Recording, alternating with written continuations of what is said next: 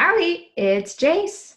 Do you ever feel like you're not doing enough in your life or in your situation? It is an epidemic in the West, at least in America.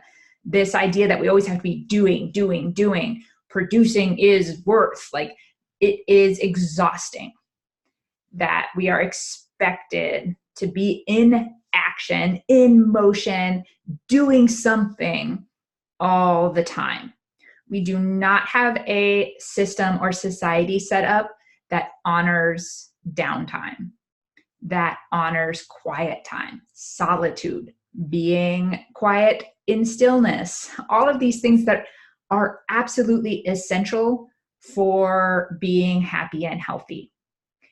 As you all know, I am a believer that we are not human beings having a spiritual experience, but spiritual beings having a human experience. As the great quote goes, I live my life by that. And that requires downtime. We do our best, we show up at our best when we have a healthy connection with both sides, that spiritual being and the human being, and we have a harmony between those. And it requires downtime. It requires sitting in stillness by yourself. I'm not talking about listening to a guided meditation or being alone but listening to a podcast or spending Saturday night by yourself but you're watching a streaming service. No. I'm talking about being in silence and stillness and solitude. The 3 S's. That's not a thing. I just made that up. You get what I'm saying. It is important to set intentional time aside for just you, where nothing's going on and you have nothing to do and nowhere to go. When we are working to discover the self, both little s and big S self, and we're working to build a relationship with the self, we have to spend time with the self, and we have to do that without distraction. There is no way around this. Now, that time alone might look different for each of us. It might look different for you in different situations. I have time where I am in seated, silent meditation with just me, and that's a really powerful time for me.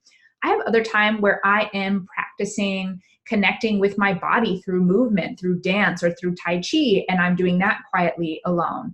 And that's a way that I am connecting. Sometimes I'm sitting and I'm asking questions to my inner self, and I'm listening for answers, which do come and often quickly, especially the more you practice that. It might be spending time with yourself in the mirror. I know that sounds crazy and kind of creepy to some people, but being seen and seeing ourselves is one of the hardest things for a lot of people, especially those of us who have struggled with body image issues, which is not only a women's issue, though I do know it shows up in girls quite often, especially in this society.